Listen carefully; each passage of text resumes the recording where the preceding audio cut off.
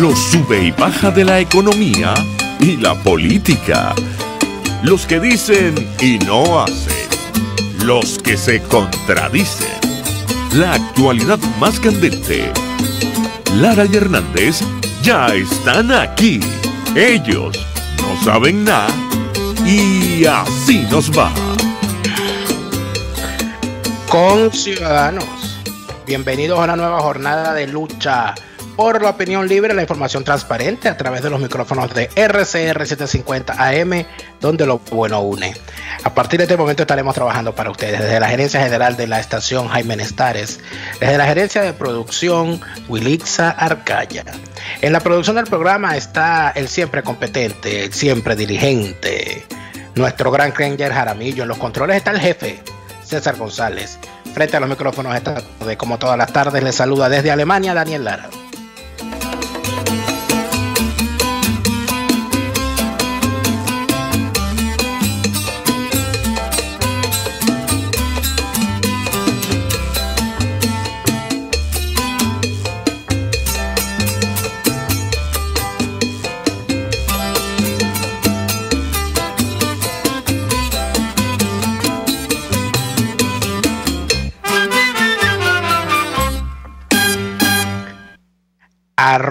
@RCR750 para quienes quieren vernos a través de Periscope, y quienes ya están allí reciban nuestros saludos.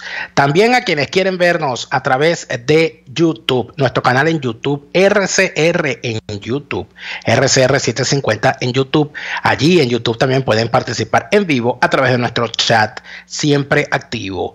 RCR.tv es la radio que se ve directamente a nuestra página RCR.tv. De la misma manera, a través de quienes, saludamos a quienes a través de las distintas plataformas también nos escuchan, los que nos escuchan por TuneIn, por Telenavegante y por todas esas herramientas que afortunadamente tenemos a la mano para mantenernos en contacto con ustedes. Queremos, por supuesto, felicitar el regreso definitivo de la página web lacabilla.com, que ha superado ya los ataques que desde el régimen se orquestaron en su contra para sacarla del aire. Ya está lacabilla.com de nuevo. Hay un pequeño problema, que resulta ser que la página web lacabilla.com, a la que no le gusta este régimen, está perfectamente claro, ha sido bloqueada por la CanTV. Es decir, que quienes tengan internet de CanTV en Venezuela no pueden entrar directamente a ver la página web lacabilla.com. En tal sentido, les recomendamos seguir a La Cabilla en su Twitter, @la_cabilla, donde están dando las recomendaciones para navegar por VPN, para salvarse de los bloqueos. No solamente de los bloqueos que hay contra La Cabilla, atención, porque lacabilla.com es una página más que ha sido bloqueada. Ha sido bloqueada también armando.info. Nuestros amigos de Armando Info han sido también atacados de forma inclemente. En algunos sitios la gente no puede ver lapatilla.com. El portal Dólar Today ha estado bloqueado desde hace mucho tiempo, como lo ha estado también bloqueado NTN24, que no solamente fue sacada de las cableras en Venezuela, sino que también su portal está limitado, está bloqueado para sus accesos en Venezuela. Igualmente el portal argentino informativo Infobae también ha estado sometido a estas a esta censura, porque esto obviamente es censura.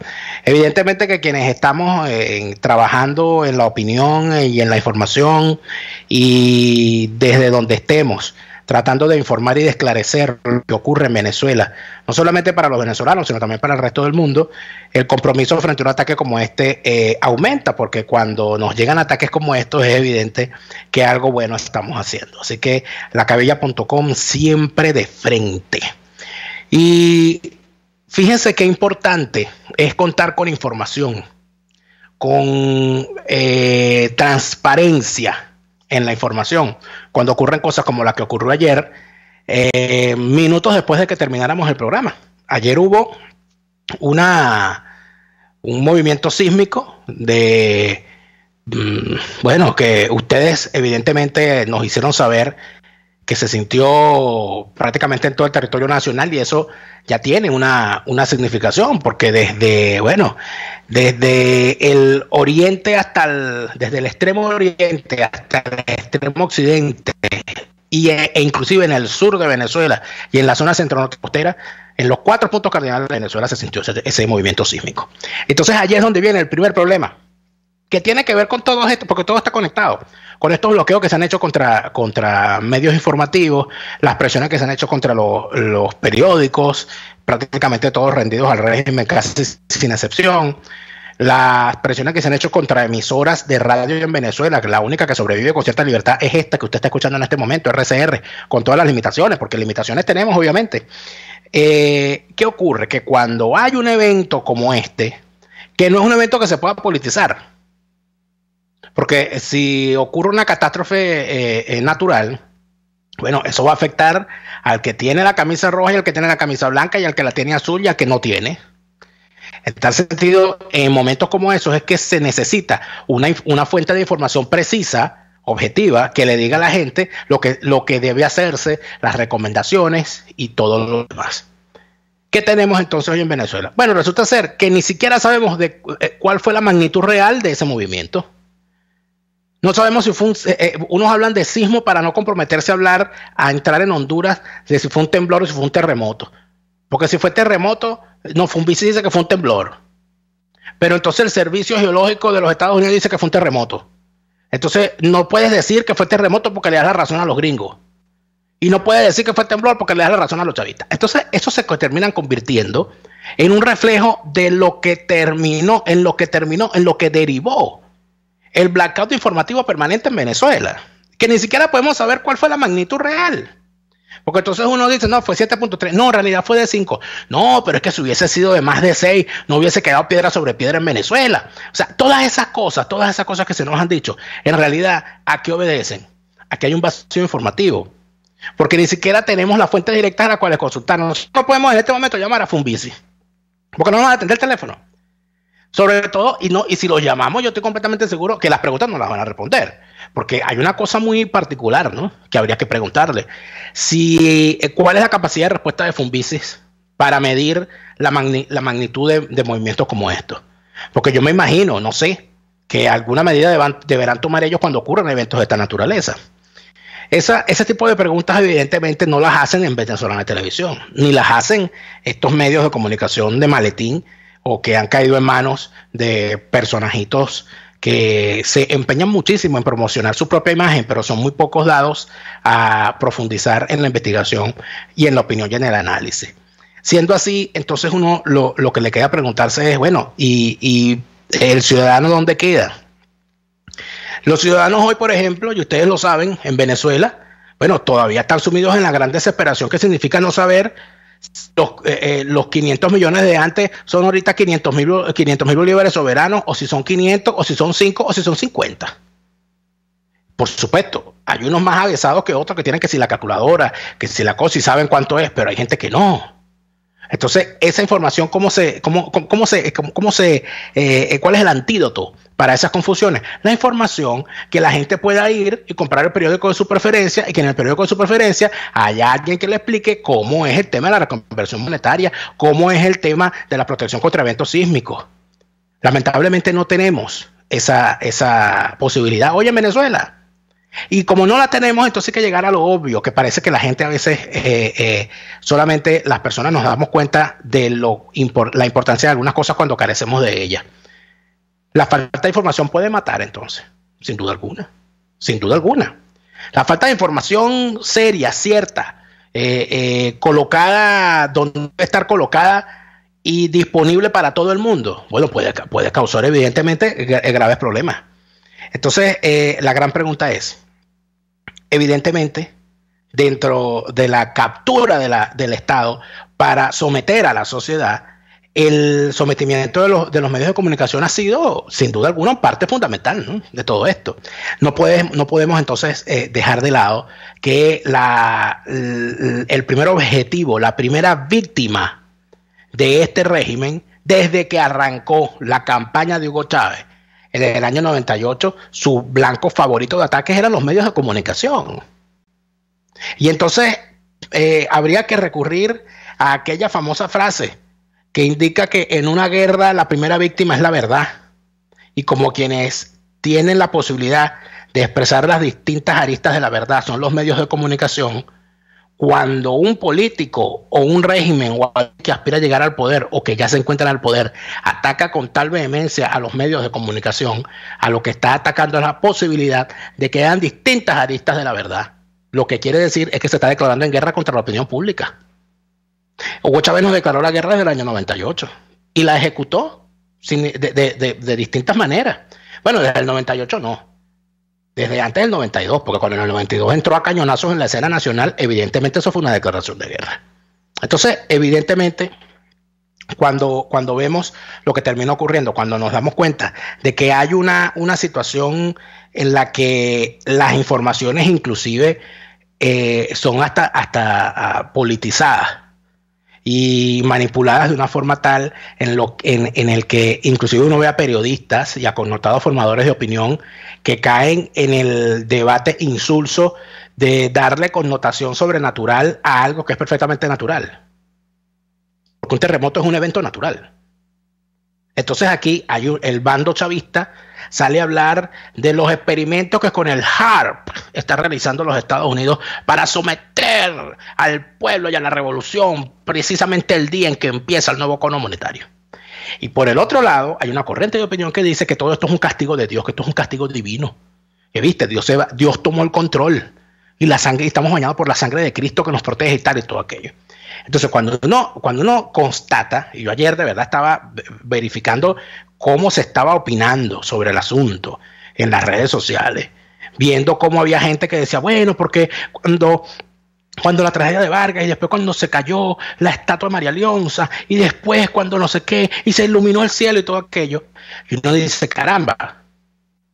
Pero este es el nivel de análisis. Por un lado, los chavistas diciendo que todo esto fue un experimento de los Estados Unidos. Y por otro lado, una gente que parece que se alimentó toda la vida con las novelas, las telenovelas patrocinadas por el jabón Pétalo, la única crema limpiadora en forma de jabón. Que bueno, que lo que hacen es repetir las consejas de las abuelas. Decir, bueno, no, es que estaba haciendo mucho calor y por eso fue que tembló. Viste, yo te dije que el calor, o la calor hizo que temblara. Entonces uno se pregunta, caramba, y no deberían entonces los formadores de opinión y los medios de comunicación orientar a la gente debidamente sobre lo que significa de verdad las medidas de prevención por un terremoto. Porque la medida de prevención no puede ser ponerse a rezar. Yo entiendo, todo el mundo tiene fe, yo tengo fe, uno tiene sus creencias también, todo el mundo las tiene. Bueno, pero y las medidas lógicas de prevención, eso de no estar cerca de ventanas, eso de no usar los ascensores en terremotos, de tener un kit de emergencia a mano, todo eso es prescindible. No, de eso nadie ha hablado en las corrientes de opinión. Aquí o fue el imperio que nos causó este desastre, o fue el gran poder de Dios, porque Dios tiene el control de todo esto. Y entonces el gran poder de Dios y tal. Entonces ese tipo de cosas al final lo que hace es que uno de verdad piense que Fidel Castro no se equivocó cuando le puso el ojo a Venezuela. Aquí el imaginario nacional que de verdad cree que si te asomas en la ventana el sereno hace que te enfermes, y que si apagas y que si eres un hombre pendenciero te va a salir la sayona, y que de verdad ser rico es malo, y que de verdad bueno, que si le pega el eclipse a la mujer embarazada, el niño va a salir manchado, y toda esa cantidad de cosas. Parece que Fidel Castro hizo un largo estudio de lo que significaba la mitología venezolana como para patrocinar a esta banda de pandilleros que asaltó el Estado venezolano para tomar el control, con toda esa cantidad de tonterías. Y entonces aquí no se está discutiendo los grandes riesgos que tiene Venezuela. De verdad, las alcaldías, las gobernaciones y el Estado Nacional tiene la forma de atender una catástrofe de grandes magnitudes. Bueno, pero si ni siquiera sabemos de cuánto fue en realidad la magnitud, imagínense usted. Hasta eso vamos a llegar.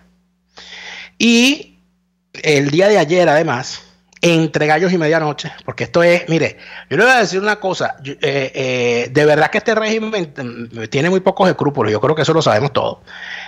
Pero el día de ayer, en medio del terremoto y todo aquello, o sea, a esta gente no le para nada. El día de ayer, a Tarek El Aissami, vicepresidente sectorial de Economía e ilustre ciudadano incluido en las listas de capos del narcotráfico de los Estados Unidos, dicho sea de paso.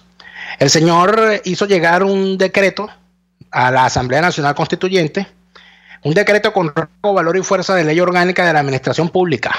Creo que ese, ¿no?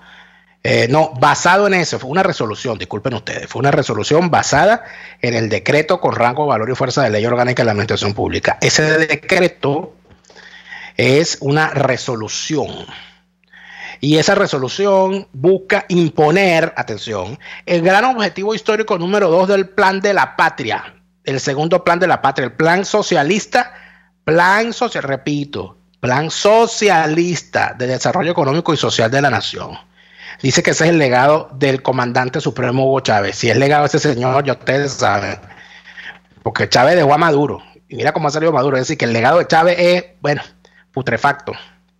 Dice, y creo que esto es importante, el considerando, continuar construyendo el socialismo bolivariano del siglo XXI en Venezuela como alternativa al sistema destructivo y salvaje del capitalismo, y con ello asegurar la mayor suma de felicidad posible, la mayor suma de seguridad social y la mayor suma de estabilidad política para nuestro pueblo. Bueno, esta señora Ali Primera, que era la voz oficial de los albores del chavismo, del comunismo nacional, tenía una canción donde tenía un estribillo que decía: no te dejes engañar cuando te hablan de progreso, porque tú te quedas flaco y ellos aumentan de peso. Siendo así, habría que revisar con mucho detenimiento este decreto. Y cuando revisamos el decreto, ¿cuáles son las medidas que han decidido poner en marcha cuando nos quedan minutos para ir al corte? Exoneración temporal de los aranceles para la adquisición de bienes elaborados, bienes capitales y materias primas, es decir, para la importación. Todo importador que quiere importar en Venezuela determinados rubros no va a pagar aranceles. Supresión del régimen de ilícitos cambiarios, es decir, pueden traficar y trapichear con los dólares todo lo que les dé la gana. Esos dólares preferenciales que le va a dar el régimen lo pueden vender al precio de la tasa dólar today y ya eso no es ilícito. Pago del diferencial del incremento salarial del sueldo mínimo a los trabajadores y trabajadoras de los sectores público y privado por un lapso de 90 días para mitigar el impacto del incremento salarial. Fijación de cambio único en divisas a través del DICOM. 3 subastas semanales a través del DICOM. Reconversión monetaria y anclaje del bolívar al petro. Pero lo más interesante de esta medida, que fue aprobada por la Asamblea Nacional Constituyente sin someterla a debate, es decir, los que estén de acuerdo levantaron la mano, no se debatió nada, y nadie dijo, bueno, deberíamos cambiarle esto o lo otro. No, señor, ahí se aprobó.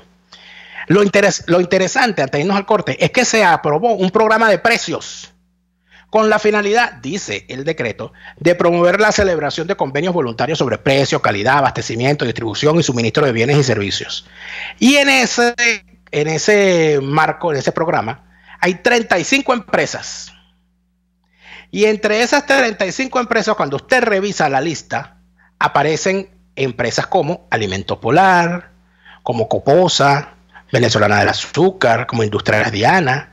Todas esas empresas que cuando les hablan de un paro, dicen, no, nosotros no podemos sumarnos a ningún paro, ni ninguna cosa de esa. Por su fruto lo conoceréis, y por los dólares que les deben y que les prometieron también. Vamos al corte comercial y al regreso vamos a conversar de estos eventos sísmicos, porque evidentemente aquí hay que hablar con algún experto para que nos diga si va a seguir temblando o no.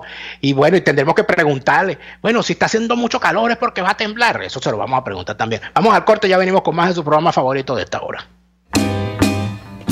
Usted escucha Y Así Nos Va, con Daniel Lara y Neomar Hernández, solo por RCR 750 AM.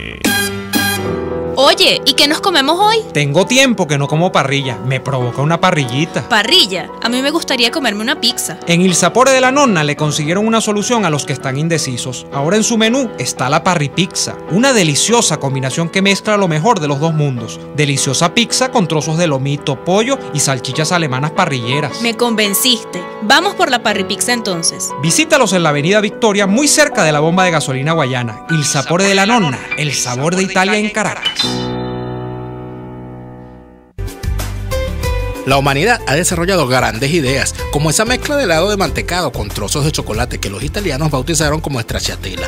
En Il Cuore di Gelato ofrecen un helado de stracciatella excepcional, con cremoso mantecado y más trozos de delicioso chocolate que cualquier heladería. Un sueño helado hecho realidad. Compruébalo en el nivel feria del Centro Comercial Multiplaza El Paraíso, frente a las escaleras mecánicas. Il Cuore di Gelato, helados que llegan al corazón.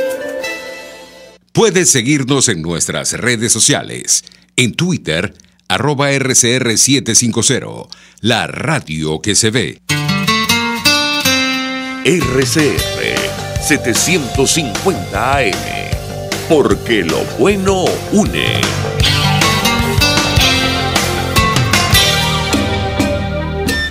Les estamos presentando Y así nos va, cuando se tiene algo que contar, con Lara y Hernández, solo por RCR 750 AM. Es evidente que las preocupaciones de los ciudadanos están debidamente vinculadas a las cosas que les afectan directamente. Y por más que se intente imponer alguna opinión o algún punto en el que se deba opinar, a la gente le va a interesar lo que de verdad le está afectando. Una de las cosas que evidentemente le está afectando en este momento a la ciudadanía es la preocupación por los eventos sísmicos que se han vivido el día de ayer y el día de hoy. Para conversar sobre eso tenemos en la línea al profesor universitario Esteban Tenreiro, quien es, en efecto, especialista en materia sísmica. Profesor Esteban Tenreiro, buenas tardes. Buenas tardes, ¿cómo está Daniel? ¿Cómo te va? Muy bien. Profesor Esteban Tenreiro, en primer lugar, decir experto sísmico y esas cosas, yo sé que eso es muy delicado porque eso es una materia muy amplia y a la vez muy específica. ¿Podría decirnos en qué específicamente usted tiene experiencia para poder orientar debidamente a nuestros oyentes? Sí, perfecto. Muchas gracias primero por la invitación. Fíjate, yo soy ingeniero estructural. Yo soy el que diseña y calcula las estructuras de las edificaciones y las que preparamos justamente para las cargas verticales, digamos, las cargas muertas, el peso propio de la estructura, el propio uso de la estructura, y también para las fuerzas horizontales o de empujes, tanto de tierra, y en este caso para fuerzas horizontales como sismo. El efecto de un terremoto o un movimiento sísmico sobre la estructura, sobre un sistema estructural, se traduce verdaderamente, o sea, proporcionalmente, equivalentemente a fuerzas aplicadas horizontales sobre la estructura. Entonces, nosotros proyectamos las estructuras, tanto de estructura metálica como de concreto, para soportar las fuerzas sísmicas. Por cierto, no se habla de edificaciones antisísmicas, porque el sismo va a ocurrir siempre, en algún momento. Entonces, se habla de edificaciones sismo resistentes, para hablar un poco de los términos más adecuados.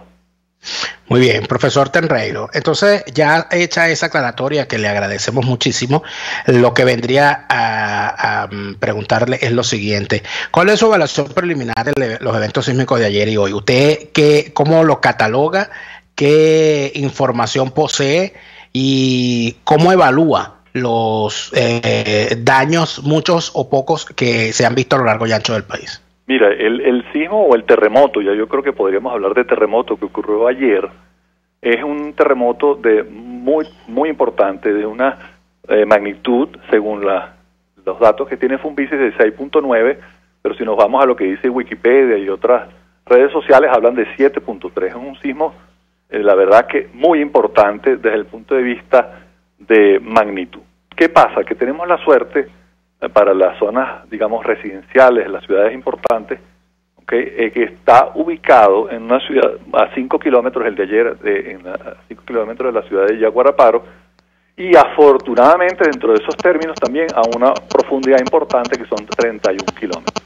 Fíjate, el terremoto de Cariaco en realidad fue casi igual o algo menor del que ocurrió ayer, pero sin embargo el impacto que tuvo sobre las edificaciones, el de ayer, la verdad es que gracias a Dios no tuvo importancia, la verdad es que sí se sintió en todo el país, pero fue un terremoto que producto de la profundidad y de la manera de vibración del período propio de los sismos, que son periodos, sus propias ondas por la alta, digamos, periodicidad, pero el alto periodo hace que afecte en menor grado los sistemas estructurales.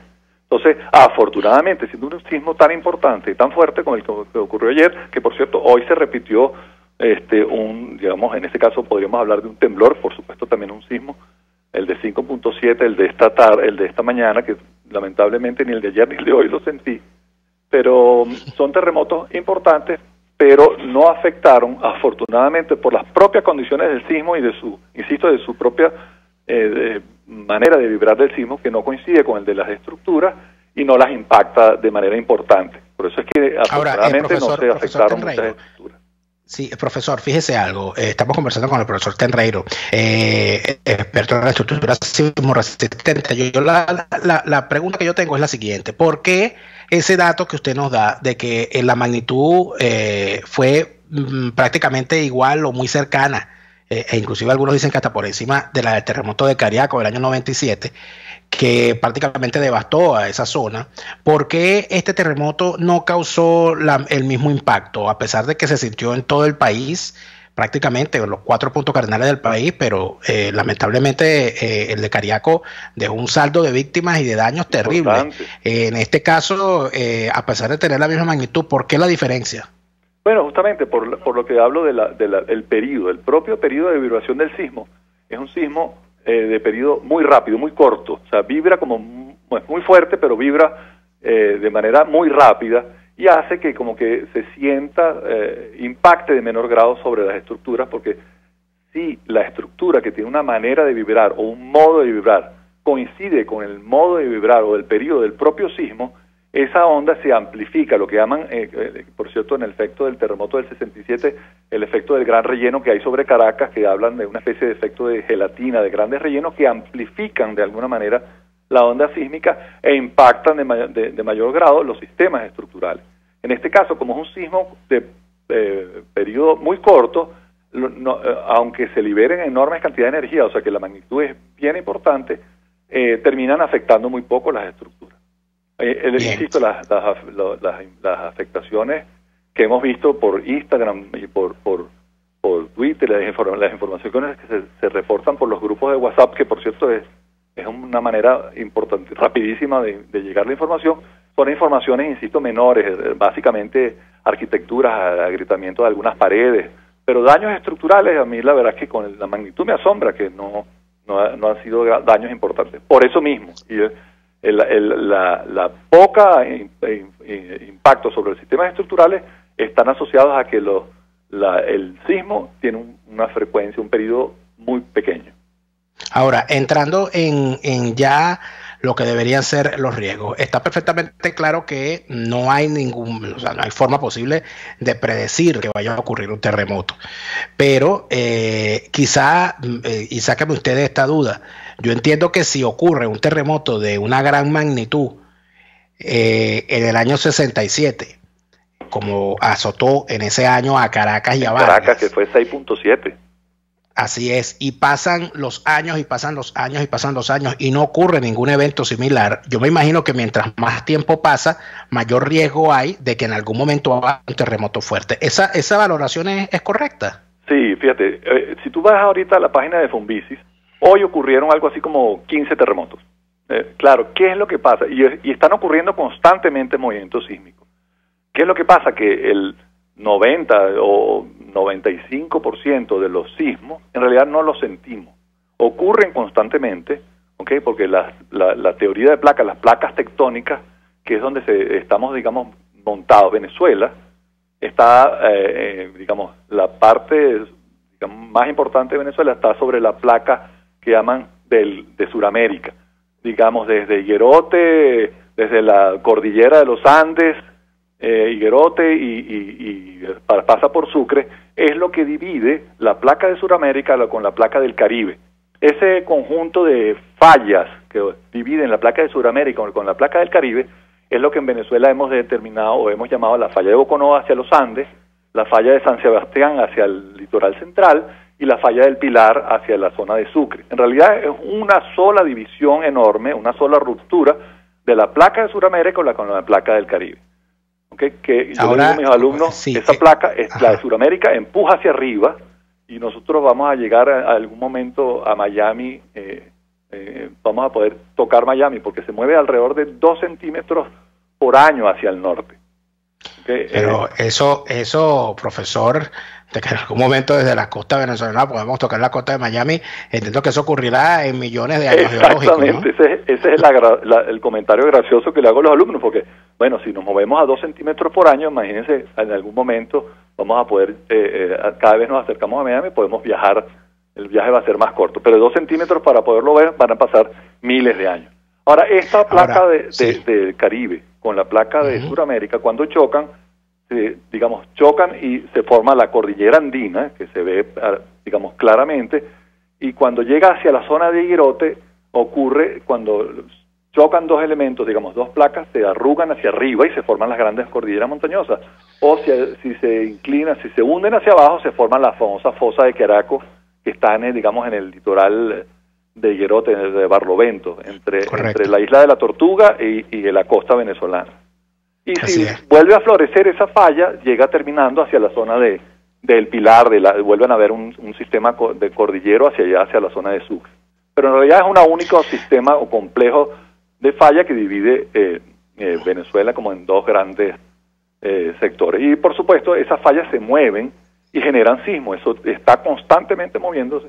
Y a medida que haya pequeñas rupturas, por supuesto, hay pequeñas liberaciones de energía y pequeños sismos, pero a veces ese roce, estamos hablando de fuerzas enormes, no es liberado y se acumulan esas fuerzas hasta que realmente ocurre la ruptura de manera abrupta y ocurre un sismo de mayor importancia. Mientras bien, profesor Tenreiro, tenemos que hacer un corte comercial, pero queremos, por favor, manténgase en línea para que al regreso del corte sigamos conversando sobre este tema que nos parece sumamente importante, sobre todo de cuáles son los riesgos que se corren y cuáles son las medidas de prevención que un ciudadano común y corriente debería tomar ante los riesgos sísmicos evidentes en un país que tiene estas características. Vamos al corte y ya venimos con más de esta conversación con el profesor Tenreiro sobre el riesgo sísmico en Venezuela y los eventos sísmicos de los últimos días. Ya venimos.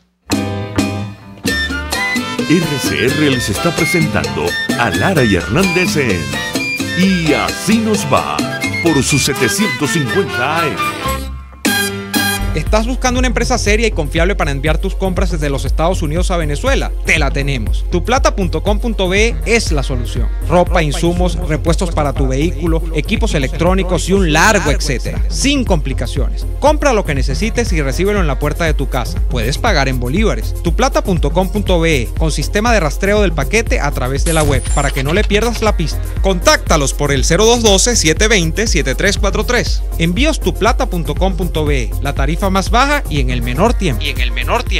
Puedes seguir nuestra programación a través de rcr.tv, la radio que se ve.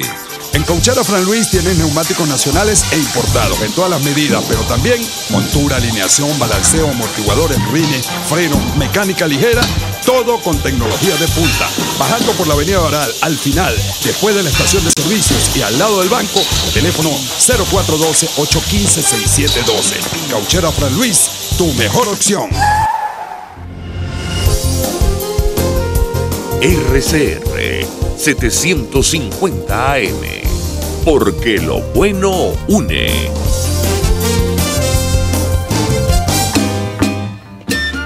Estamos escuchando Y Así Nos Va con Lara y Hernández por RCR 750 AM.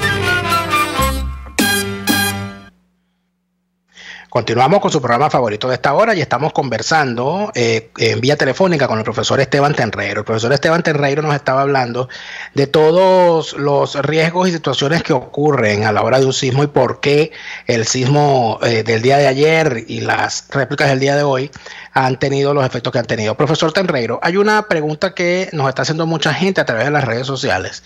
Está vinculada por el tema de las réplicas. Estas réplicas, ¿durante cuánto tiempo estarían durando estas réplicas? ¿Y de qué magnitud serían estas réplicas? Fíjate, las réplicas ocurren, digamos, constantemente y en realidad es parte de lo que te digo, de un conjunto de fallas. Siempre hay sismos de mayor importancia o de menor importancia que se sentirán o no se sentirán. Lo que te dije, si tú ves ahorita la página web de Funvisis, ocurrió hoy 1, 2, 3, 4, 5, 6, o sea, hay como 8 sismos que acaban de ocurrir hoy. ¿Qué pasa? que unos lo sentimos y otros no lo sentimos. Ese movimiento es constante, la Tierra está viva y se mueve, y simplemente unos movimientos sísmicos los sentimos y otros no. Por cierto, quería hacerte una aclaratoria que creo que no lo terminé de comentar con respecto a la incidencia de los sismos. ¿Qué pasa con el terremoto de Yaguaraparo de ayer, de 7.3 según Wikipedia o de 6.9 según Funvisi?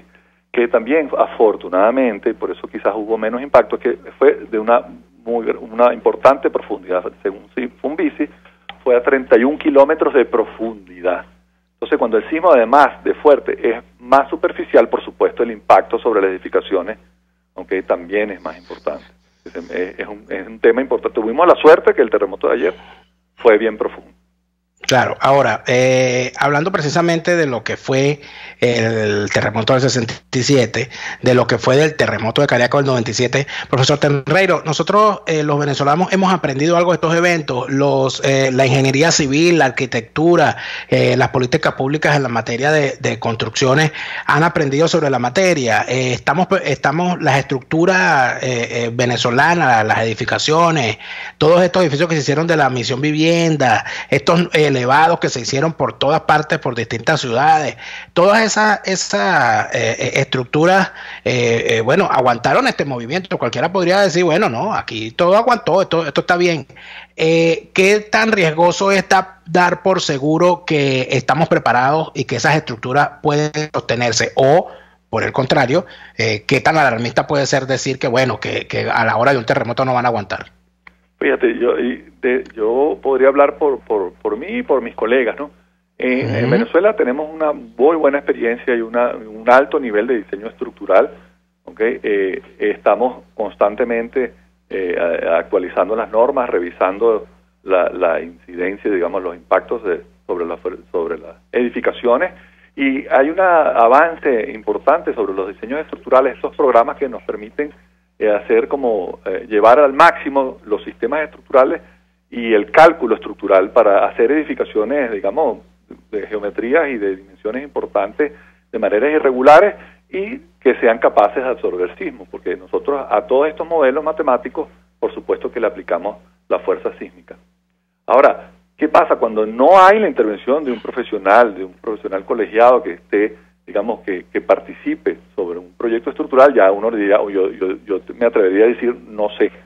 Yo no sé cuál es el comportamiento de una edificación que no tenga un respaldo, una firma, digamos, de un ingeniero estructural que lo avale.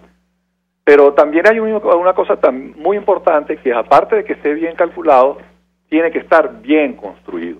El proceso de construcción de las edificaciones, de las autopistas, eso es válido para todos, tiene su digamos, su tiempo y sus periodos y sus lapsos de fraguado, de endurecimiento del concreto y una cantidad de cosas del encofrado y una cantidad de cosas técnicas que, por cierto, es la materia que doy en la universidad a mis alumnos. Yo le digo siempre el ejemplo, cuando venga alguien y le diga, mire, yo quiero un edificio o yo quiero una autopista tiempos inadecuados, ¿ok? Uno tiene que actuar como el médico. O sea, uno nunca va a ir un ministro a decirle a un médico, mire, yo quiero mi bebé, el de mi esposa, yo lo quiero parir en 5 meses. El médico tiene la responsabilidad de decirle, señor, ese bebé no va a salir bien si usted lo quiere en 5 meses. El bebé tiene que tener 9 meses para que tener un parto a feliz término. El profesional de la ingeniería y de la arquitectura y todos los profesionales vinculados al tema de proyecto y construcción tenemos la obligación de respetar los lapsos. Por supuesto que se pueden acelerar, uno puede acelerar los procesos y quizás aumentar el personal y una cantidad digamos, presiones para lograr los tiempos de construcción, pero la construcción hay que programarla y el crecimiento de un país en el proceso constructivo hay que programarlo. Yo no puedo construir a toda velocidad y saltarme los periodos y saltarme los procesos y saltarme los términos de endurecimiento del concreto, porque al final probablemente tenga unos malos acabados, unos malos edificios, unas malas autopistas, porque además el proceso constructivo comparado con el tiempo de duración de la edificación es enormemente menor. O sea, yo me tardo en construir un edificio 2 años, pero eso dura 100. Entonces, si lo construyo en vez de 2 años, lo construyo en 1 año y medio, o lo hago en 1 año por hacerlo rápido, va a quedar mal para toda la vida. Entonces, claro, insisto, eso es una cosa que está asociada un poco a los procesos constructivos, a la ética y a la responsabilidad profesional, que bueno, hay que asumirla y digamos transmitirla al equipo, a los políticos y al mundo en general. Esos procesos hay que cumplirlos. Si usted quiere tener 100 edificios construidos para el año que viene, bueno, lamentablemente debió haber empezado hace 3 años. O sea, no. Ahora, profesor Tenreiro, fíjese que asaltan muchas dudas, porque normalmente en la historia oral de las poblaciones, y puedo hablar, por ejemplo, yo tengo familia en el estado Bolívar, y en la tradición oral de los habitantes del estado Bolívar parece que no solamente que no existía en el recuerdo un terremoto, sino que muy por el contrario, se tenía certeza, los guayaneses tenían certeza prácticamente de que era imposible que por su cercanía con el macizo guayanés pudiese ocurrir un terremoto ahí en esa zona, igualmente en el llano, y vemos como gente en Barinas está muy alarmada porque también sintieron el movimiento sísmico. Entonces la pregunta es, ¿en realidad eso era posible, que no temblara en Guayana? ¿En realidad es posible que en alguna zona de Venezuela no tiemble jamás? Bueno, el macizo guayanés tiene, digamos, la norma venezolana tiene una zonificación sísmica y habrá mayor intensidad o mayor impacto de la edificación al sismo si está ubicado en una zona o en otro, pero siempre está impactado de alguna manera, ¿okay? Y siempre el edificio habrá que diseñarlo según su zonificación. No es lo mismo construir un edificio o una casa en Caracas que construirla en Ciudad Bolívar, que construirla en Los Llanos, que construirla en Puerto Ordaz. O sea, la zonificación sísmica es una exigencia de la norma venezolana que nos obliga a nosotros a diseñar con mayor intensidad, con mayor fuerza sísmica o con menor, en función de dónde esté ubicado el edificio. Fíjese que aquí nos escriben a través de nuestras redes sociales la gente de la Coordinación de Tecnología de Recursos Humanos de la Universidad Experimental de Los Llanos, Ezequiel Zamora, en Achaguas, Apure, y nos dicen que allá también sintieron el temblor. Entonces la pregunta, ese mito de que en el llano no tiembla y de que en Guayana no tiembla, ayer se demostró que es falso. Claro, siempre un terremoto importante siempre va a impactar, se va a transmitir. La onda sísmica se disipa a lo largo de la Tierra y con mayor o menor intensidad, pero impacta a las edificaciones, claro, en mayor o menor intensidad, depende de dónde estén ubicadas. Por cierto, hablando de las redes sociales, sí. Daniel, no sé si te puedo hacer un comentario que es importantísimo. Bueno, no sé si importantísimo, pero me llama la atención lo que ha ocurrido o el comentario que se ha generado en las redes sociales con la Torre de David, ¿sabes? La antigua Torre con Finanzas. A eso no sé qué edad tienes tú, pero esa torre, ¿sabes cuál es la Torre con Finanzas? La del lado de Mercantil, en la Candelaria. Bueno, en la Candelaria no, en el centro de Caracas. Así es. ¿Sabes qué dice? Que hay un rumor de que se inclinó la torre y es simplemente un efecto óptico. Alguien tomó una foto, esa torre está diseñada desde el punto de vista de arquitectura de manera escalonada, ¿ok? Y cuando yo le tomo la foto de ese ángulo, da la sensación de que la torre se hubiese inclinado, pero una torre, ¿ok? Nosotros, insisto, detrás de ese edificio hubo unos tremendos ingenieros estructurales, que los conozco, de una enorme capacidad. Una torre de ese tamaño, primero yo nunca había visto una falla de ese tipo, esa falla que simulan o dicen las redes sociales, porque llegó hasta CNN y hasta BBC Mundo, yo lo vi por las redes sociales. La Torre de David se inclinó. Eso es simplemente un efecto óptico que se convirtió en un rumor enorme que se ha transmitido por las redes sociales, que parte de una foto, y no sé cómo se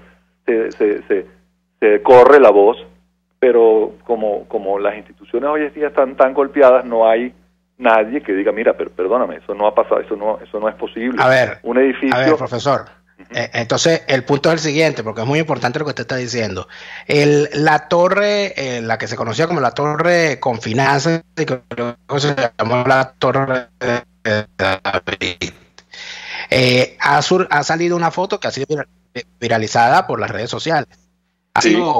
¿Me escuchan? No sé si estoy bien allí. Buenas tardes. ¿Aló? Sí, te oigo.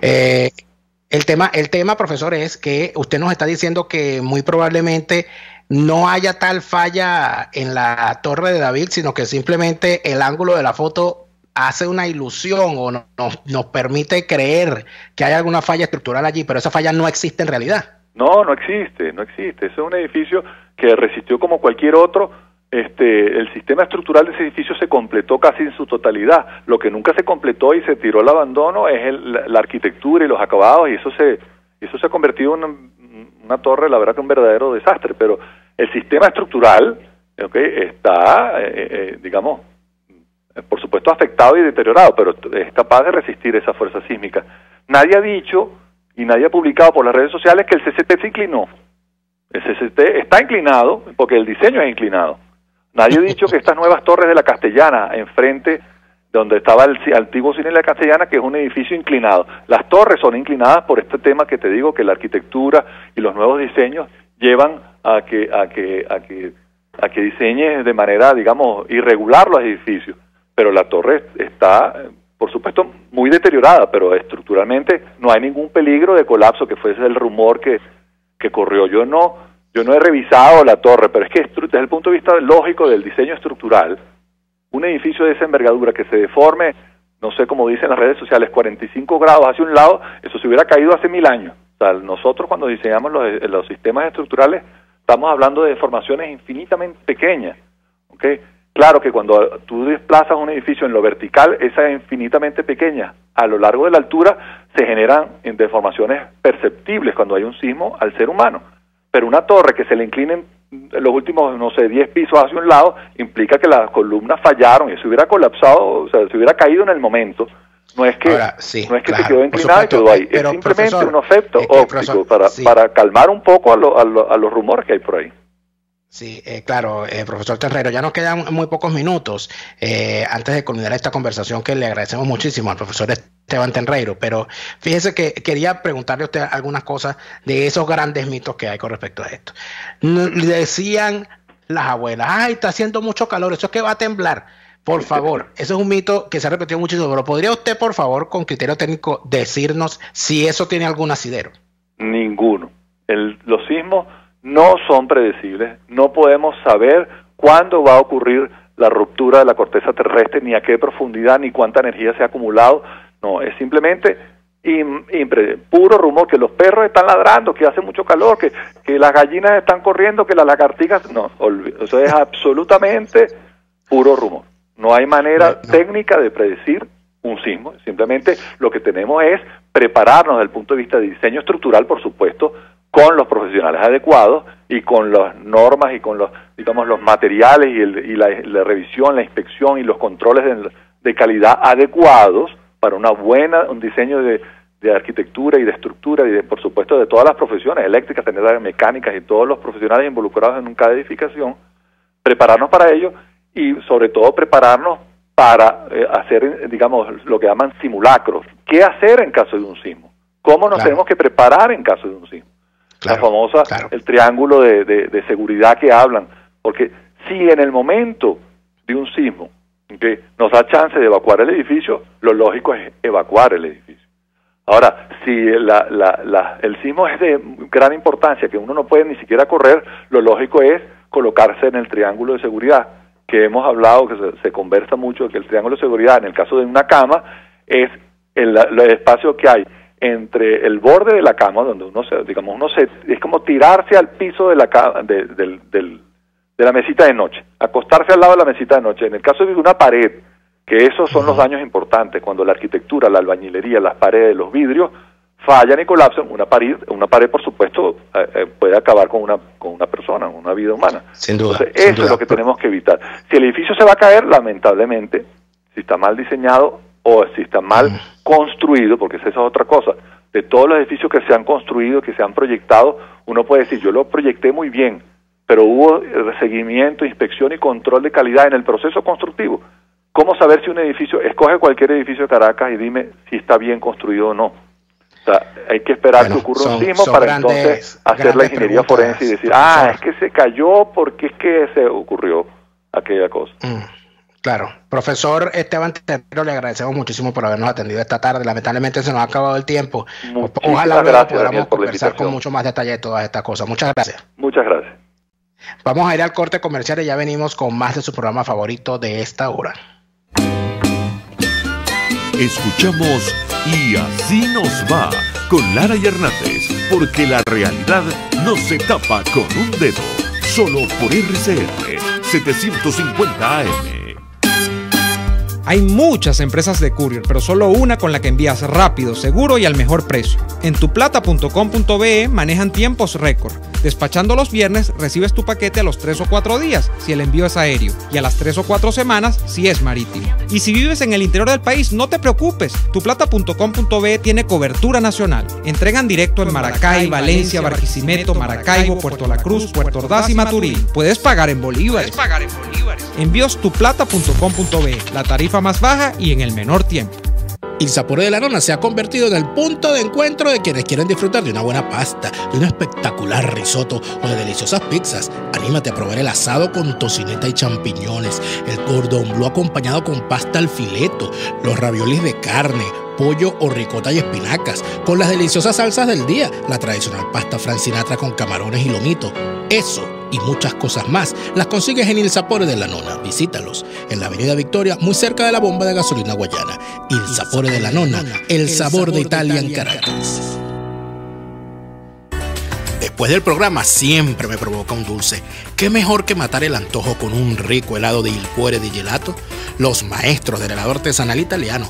Las bajas de azúcar tienen remedio con los ricos helados que preparan en Il Cuore di Gelato. Stracciatella, brownie, amarena, Nutella y un sinfín de sabores impresionantes. Visítalos en el nivel feria del Centro Comercial Multiplaza El Paraíso, frente a las escaleras mecánicas. Il Cuore di Gelato, helados que llegan al corazón. Sintonícenos a través de Periscope, @RCR750, la radio que se ve. Cuando pienso en frescura, pienso en Central Madeirense. Y sé que solo allí encontraré lo mejor en productos de primera calidad, donde las frutas y vegetales son traídos directamente del campo, con olor a tierra fértil, a tierra venezolana. En Central Madeirense son más frescas. Les estamos presentando Y Así Nos Va, cuando se tiene algo que contar, con Lara y Hernández, solo por RCR 750 AM. Muchísimos comentarios, muchísimas preguntas, muchísimas dudas y muchísima sintonía.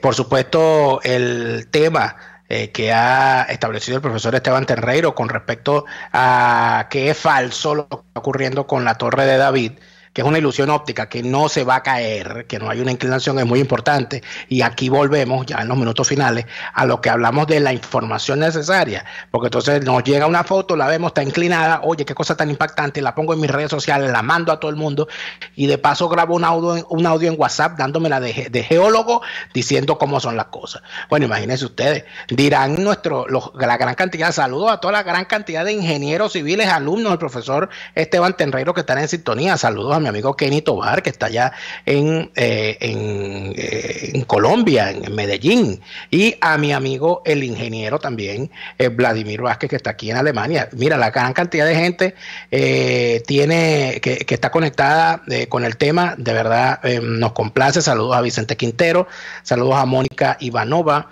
saludos a Graciela Parisi y a Mirna de Hughes, quien de la isla de Barbados nos dice que allá también se sintió, obviamente del Caribe, sintieron por todas partes. Bueno, por supuesto que a todos ustedes tenemos que agradecerles a todas sus preguntas que se las hicimos llegar al invitado. Creo que evidentemente el tema da para mucho. Nosotros le pedimos, por supuesto, que sigan en sintonía de la emisora. Muchísimas gracias por haber estado con nosotros la tarde de hoy. Neomar se está recuperando, tranquilo, ya se va a acabar la semana. Neomar viene la semana que viene. Me van a tener que soportar menos. Ya Neomar vuelve, no se preocupe. Pero por lo pronto nos despedimos y nos escuchamos de nuevo mañana por esta misma emisora, la que no se calla nunca. Hasta mañana.